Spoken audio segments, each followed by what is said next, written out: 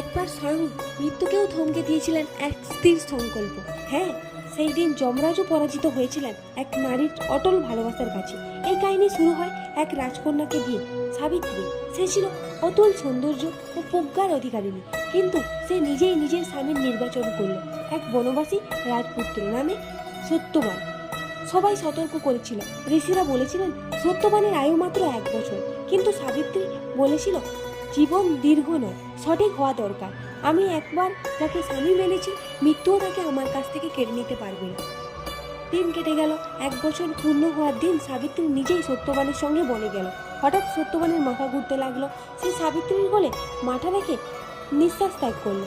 আকাশ ভারী হয়ে উঠল। ঠিক তখনই সেখানে আবির্ভূত হলেন যম। তিনি সত্যবানের আত্মা নিয়ে চললেন, কিন্তু সাবিত্রী থামল না। সে যমরাজের পিছনে হাঁটতে লাগলো। যম বললেন, ফিরে যাও, এটাই নিয়ম। সাবিত্রী শান্ত গলায় বলল, ধর্ম যেখানে যায়, স্ত্রী সেখানেই যায়। তার প্রজ্ঞায়, তার যুক্তি, তার সতীত্ব, প্রতিটি কথায় যমরাজ মুগ্ধ হতে লাগলেন। প্রসন্ন হয়ে যম তাকে একের পর এক বর দিতে লাগলেন। রাজ্যের সমৃদ্ধি, পিতার চক্ষু জ্যোতি, শতপুত্রের বর। হঠাৎ যম থমকে গেলেন।